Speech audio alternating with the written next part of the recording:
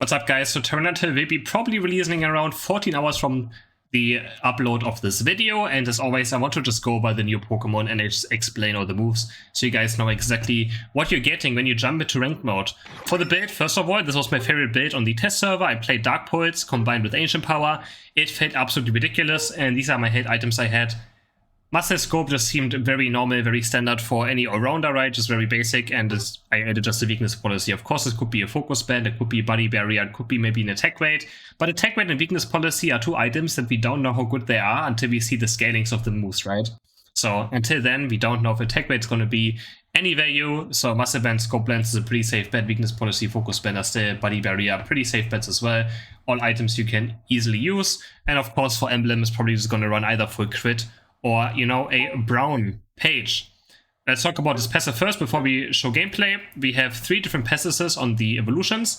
And also, he evolves at level 4, level 5, and level 9, as far as I'm aware. Let me see. Yep, level 1, level 5, level 9. And the interesting thing is as well that we're gonna keep one of our moves until level 9. So this one we get on level 9. It's the first Pokemon that gets the second move, literally, when it also gets its Unite move. So you're going to be very weak from a certain point in the game on, because you just don't have a second basic or a second actually stronger move than your basic rock polish that you have. So yeah, he needs level 9, which already puts him kind of into a jungle position, right? So that's already something. And yeah, let's take a look at his passive.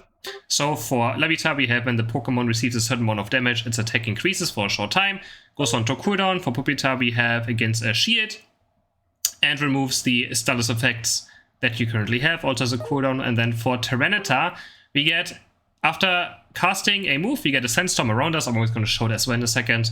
And we gain a defense and special defense stats. So all of these have different passives. Yeah, the basic attacks can actually have no effect. So the boost auto attack is just extra damage. And then for basic moves, Rock Polish, which is a dash in a direction right here. After we hit it, we gain basic attack. And then we have Bite. Bite is a move into a direction right here, and we will do damage. And the nice thing about this, or the interesting thing is, when someone is under half HP, it stuns. So right here, under half HP, and now we actually immobilize our opponent. But they have to be under half HP again. Right here, you can see it doesn't do anything. Doesn't do anything, and then... oh no, it actually was doing something already. There we go. Immobilizes them. I don't know if it actually stuns or just immobilizes. It sounds like it's a root kind of thing. It just become unable to move. Yeah, it actually doesn't stun. It's a root. So they can still attack you, but they can't move. There's a huge difference, obviously, being stunned. If you're also stunned, you can't basic attack or can't use moves. But with this, they can still attack you, can still also auto-attack you or use any moves, but they can't walk. Right? They're rooted in place. As you can see, it's like that purple cage around the target. On level 5, you pick up Dark Pulse or Stone Edge, and let's first pick up Dark Pulse. Dark Pulse is a damage in a cone that goes from like one to the other direction. So similar to Dragon Breath of Dragonair or Dratini, it starts in one sweeping motion, and so if someone, you know, if we hit a Pokemon like this, they will take damage earlier from it. You can clearly see it take faster damage. So that's kind of how we want to try and hit it as well. And similar to Bite as well, if someone is under half HP, they get rooted by it. So right now you can see, they get rooted if they're under half HP. So very, very similar. Just like Bite has the same effect. It has another effect as well. If you hit the same target again, so I'm just going to put off the cooldown, you also deal more damage with it. So right now, the first one, you can see 954 damage. I'm going to wait a bit, and then we're going to use it again. There's currently marked, as you can see, and now they took a bit of extra damage. You can't quite see the number, but there's another number behind it. As you can see, there's like an additional damage you deal on targets that have recently hit by it. It also has another effect, but for that we need Ancient Power, so level 9, I'm going to talk about this later. We get Dark Pulse Plus on level 11, which just gives us less cooldown. I'm just going to put the cooldown off right now. I think it's like 1 second or something, so nothing too crazy, but obviously allows us to do a bit more damage in teamfights. For the other level 5 move, we have Stone Edge. We also have a Cone ability, and we jump up and we hit Pokemon in an area. And the closer they are, you can see the circle difference if we deal more damage. That's pretty much all there is to it. Yeah, that's literally all there is to it. We just jump up, which I also found kind of awkward to use. Like, it's just so kind of slow, and yeah. Wasn't a big fan of playing this move. Then we get Stone Edge Plus, which is more damage. That's all it does, it just has more damage. Very straightforward. There we are on level 9, you can see we can choose between Ancient Power, Sand Tomb, and unlock our Unite move at the same time. So first, let's talk about Ancient Power. And now with the Tyranitar, we also get the Sandstorm. So you can see right here, around me, we get our Sandstorm. Now, Ancient Power has a lot of things going on. First off, we have to press it to charge it up, right here. You have to press it to charge it up, we become hindrance resistant. That's the first part of it. We gain a bigger shield the longer we charge it, and we also get faster. Up to that, you know, that mark we have, just like Power Punch, it has a maximum thing you have to reach. And yeah, you can see you get faster, we get a bigger shield. And afterwards, if we release it, we stun our opponents and deal damage with it as well. And there's more things to it as well. We get a second part of this move, which is this right here, which is another way of activating our Sandstorm. So after using this, get a second reactivation. And this is not the crazy part. You see those white numbers, right? Ancient Power gives us true damage. So after hitting an opponent, our moves and auto attacks now do true damage, which means they ignore shields, they ignore defense stats, which is absolutely crazy.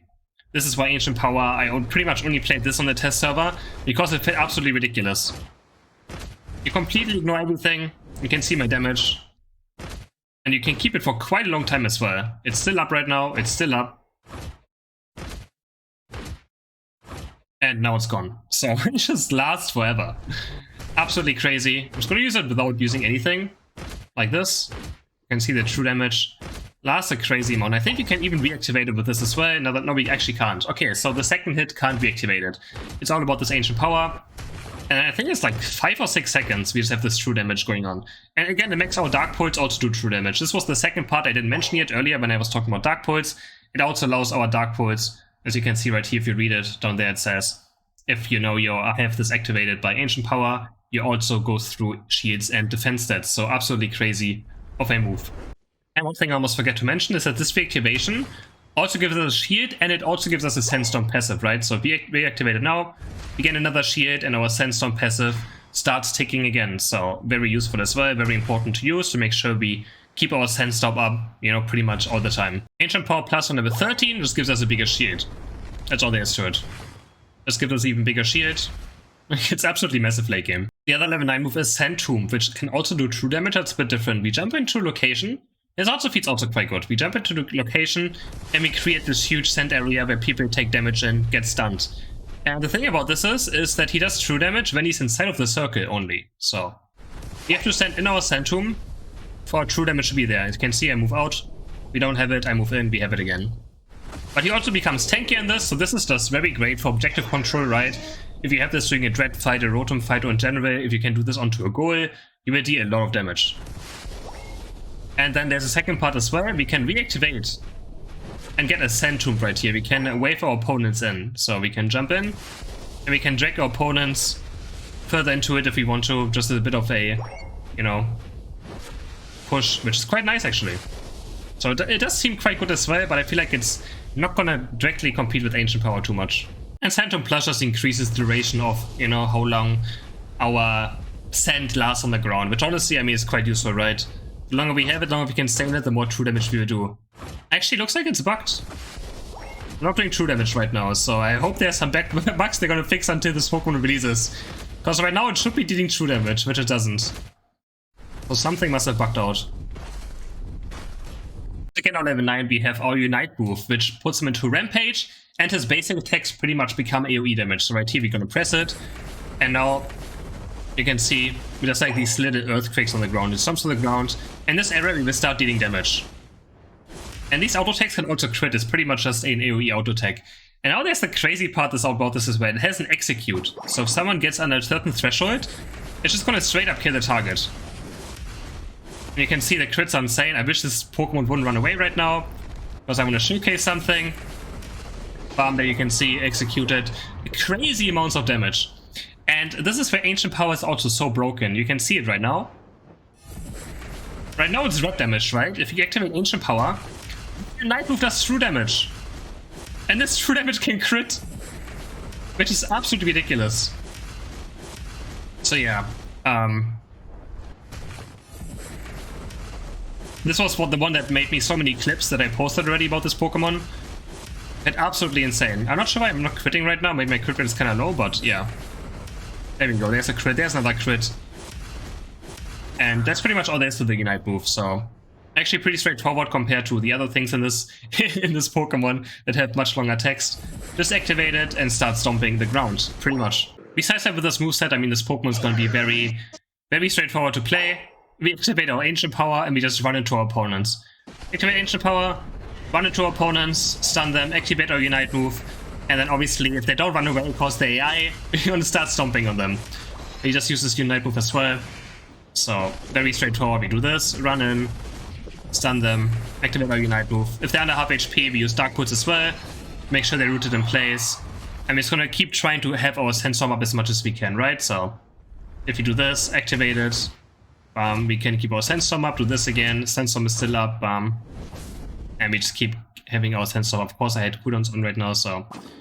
But yeah, we try obviously want to have it, because we get defense and special defense while our Sandstorm is active, so the longer we have it on. And you can pretty much have it permanently on, as you can see. Almost. Very close to it, at least. Dark Pulse again on full HP, it is still a good amount of damage as well. Obviously want to use it at, like, if you can at half HP, but just for poking, I mean, it's just crazy damage, right? That does so much damage already. Just Dark Pulse as well. And of course we're going to use it like this again. So if we can start on the right side on something, much better, of course. Hope you guys enjoyed this video, thanks for watching, and again, of course, when the Pokemon releases tomorrow, I'm going to be streaming it all day on my Twitch TV/CrisHeroes, and we'll see you guys in the next video. Bye!